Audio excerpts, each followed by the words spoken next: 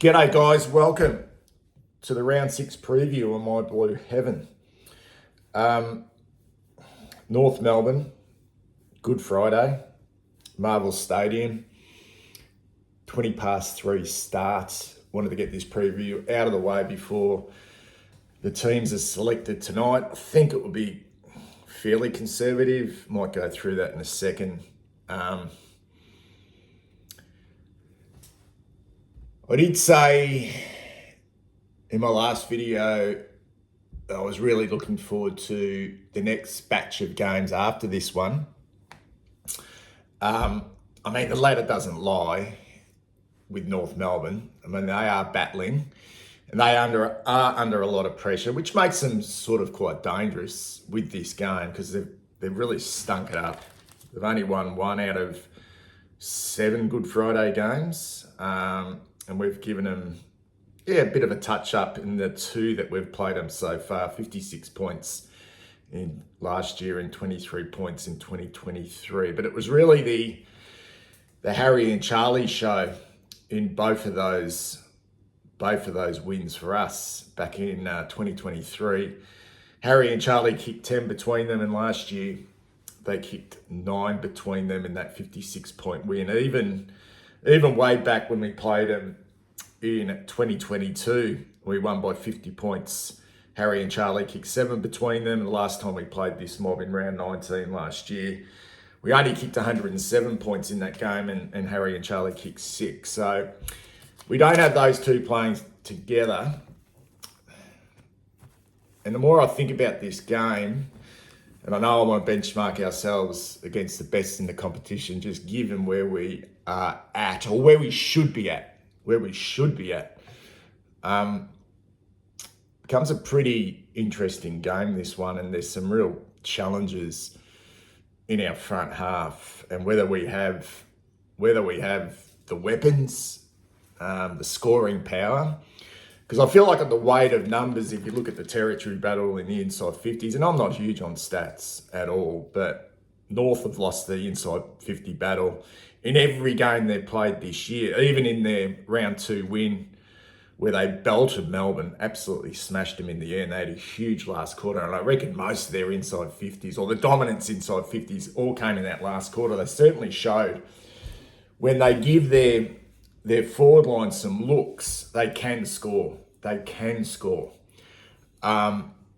But they have struggled in that department. On the other side of the ledger, we haven't been too bad at giving our forwards a look, but we've had significant problems with one, I suppose, ball movement in our front half, but also connection inside our forward 50 and for the most part scoring. Like, it's been a real problem. And if you look at this game and you look at the midfield, on paper it looks, we probably have the more experienced, but they've got, I suppose, they've brought in Caleb Daniel, they've brought in Luke Parker, experienced footballers, give them a little bit more depth through that part of the ground. It will be a really interesting midfield battle. And even if we do, which you would expect based on the numbers, because our inside 50 counts have been pretty solid throughout the year, it's about whether we have the scoring power. And the more you look at it, you just see the problems in that area of the ground for us, because defensively we've actually held up okay. And this, when you look at it, it just has to come down, obviously, to personnel, but also good coaching.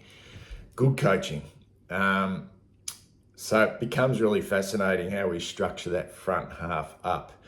Because we know the Kangaroos, they've got a not a bad forward mix. Larkey, Curtis, Zerha, if he's on, they brought in Darling as well. I saw young Dersma came in last week and kicked a couple of goals. He's a talent as well. So they've got some firepower. But the question marks will remain in our front half, particularly when we don't have that structure, which we've relied on for a long time now, which is pretty much Harry and Charlie. And we lose Kemp, who he had an excellent game under the roof against the Western Bulldogs a few games back now. But yeah, you lose Mackay and Kemp, and there goes a fair bit of your usual structure. So our depth once again will be tested. The changes from a selection point of view, I don't know. I just feel like, knowing Voss, we will probably be really conservative with this. Is Pitnet ready to go? Do they sort of see it that they can throw TDK forward? I'm not huge on that. I'm really not. I don't think he's a natural forward. Obviously, he could be really solid at bringing the ball to the ground. But whether our small forwards are good enough at ground level is very questionable, although Durden had a really good game last week against poor opposition.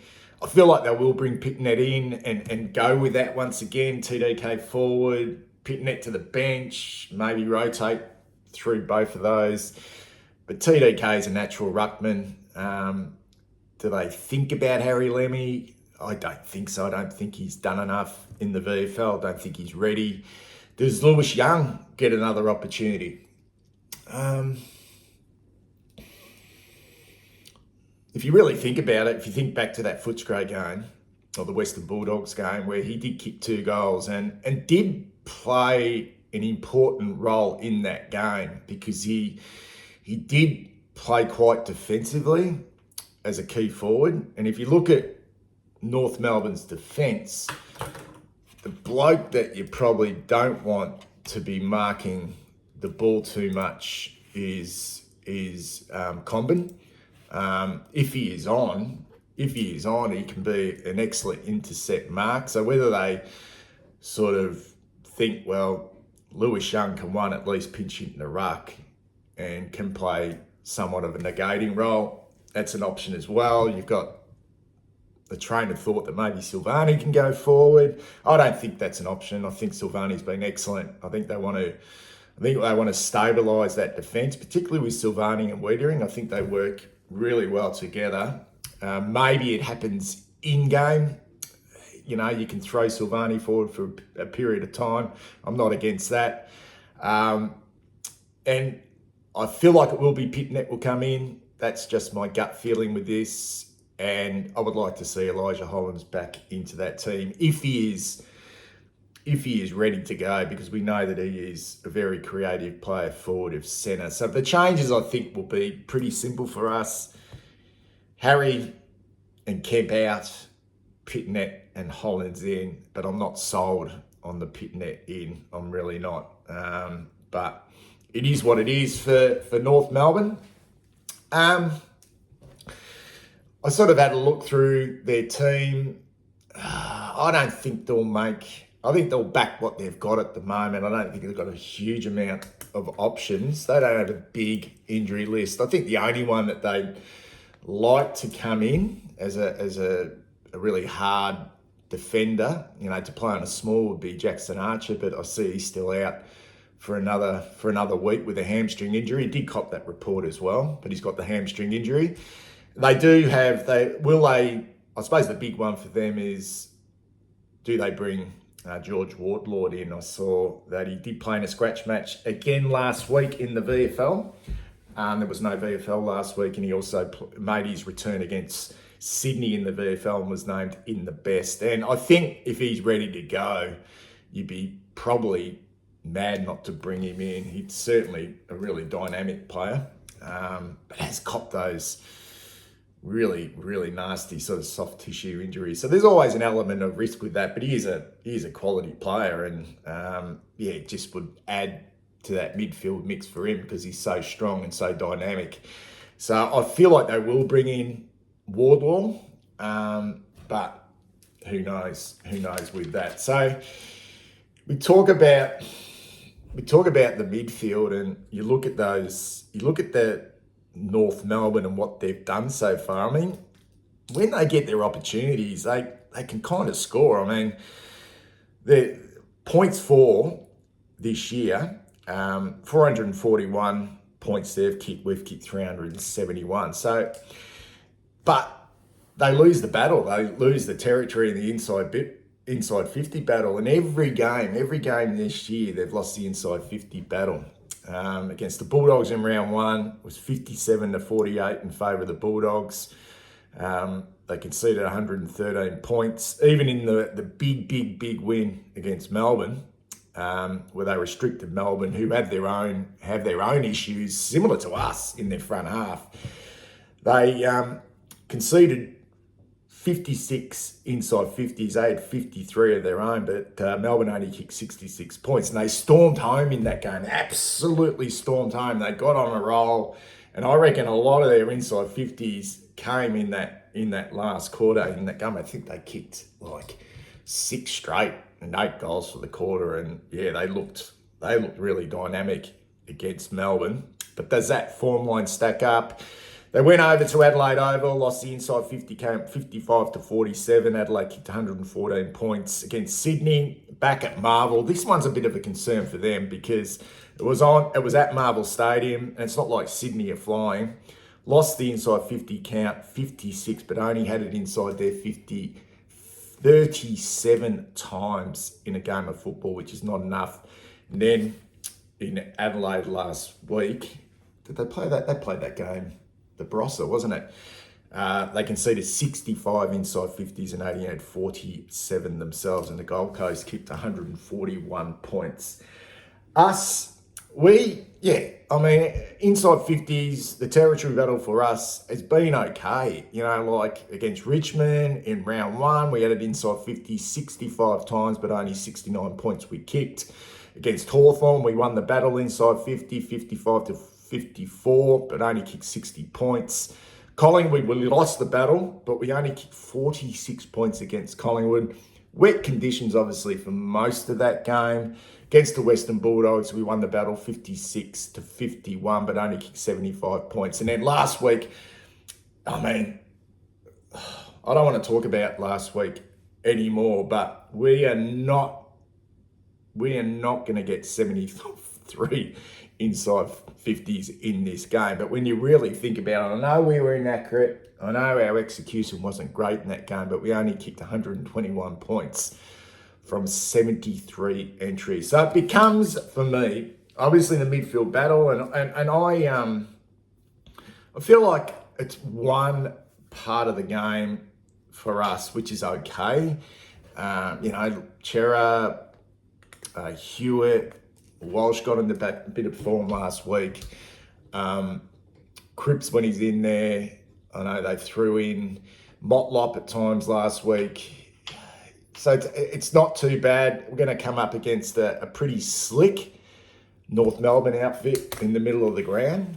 So that will be a really fascinating battle. Luke Davies-Uniacke, Sibkin, you got Sheasel, Tom Powell, Luke Parker. So they're stacked in the middle of the ground, and not to forget, their big ruckman Tristan Cherry, who's been a little bit down, but we know he's a really strong competitor, and it will for the most part give him, we'll try and give the midfielders first use.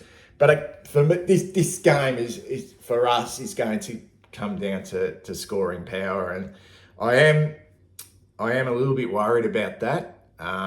Who our weapons are in our front half. We need, as my thumbnail suggests, we know what a Cam Zurhaar can do when he's on. We know what a Nick Larkey can do when he's on. We know what a Paul Curtis can do when he's on for North Melbourne. We know what a Jack Darling can contribute in the front half for North Melbourne when they get enough looks. For us, there's huge question marks. We know what Charlie can do, but he's been still working into the year. I didn't think he was super against the West Coast Eagles last week, given the amount of opportunities we did have. And there's just huge question marks everywhere. So it comes down to maybe what is Zach Williams' role for us? He's played a little bit all over the ground. He's been used defensively, but it's about time now that the next group of players for us in our front half, the likes of Zach Williams. I know Durden was good last week, but Jesse Motlop, Fogarty, who else have we got down there? Elijah Hollins if he plays, Will White if he plays again. And our midfielders are going to have to hit the scoreboard in this game, because to me, that is not only going to be an issue against North Melbourne on Friday, but it's definitely going to be an issue, okay, over the next course of games post the North Melbourne game, because it's been a real concern for us, particularly the fact that we can't get both Mackay and Curnow on the ground at any one time. And now Kemp's out of the team, okay, because we've never really seen those three work in tandem together. And that's not going to change, because if you look at our VFL, there's nothing necessarily coming through, because someone like an Ashton Moyer, who's in his second season at the football club, we would have loved to have developed a little bit more than he has. It's just not a viable option at the moment, unless we just bite the bullet and just say, okay, let's give him a patch of games and see if he can come good, which I don't think that will happen, particularly under someone like Michael Voss. So this game for me, obviously in the midfield, is going to be really important. I'm confident that we can break even in that area of the game, but I'm not confident at all that we can kick a winning score, because I just don't think we've seen it enough. We've seen it consistently enough, and whether we have the personnel to be able to do that is questionable. The reason why I think we'll win this game, because down back, let's face it, the Kangaroos has some real issues. I feel like they can at least probably negate Charlie's influence, but whether they have the personnel themselves in their back half to be able to stem the flow if it happens, I'm not quite sure they have. So I am predicting a Carlton win, but I must admit, with not a hell of a lot of confidence, guys. With not a hell of a lot of confidence. Tell me what you think in the comments below. Kangaroos under a huge amount of pressure, which kind of makes them quite dangerous. But in saying that, I think every game we've played in this year, every game, we've probably come with an appetite to contest and compete. So what they throw at us early in this game, I don't necessarily think it will bother us, because I don't think we'll be looking at last week and resting on our laurels saying we're back. I don't think that at all. I think they look at that game last week against the Eagles as a complete outlier against a team that was just completely putrid. So I feel like we will win, but we've not a hell of a lot of confidence. Anyway, here's hoping. Speak soon.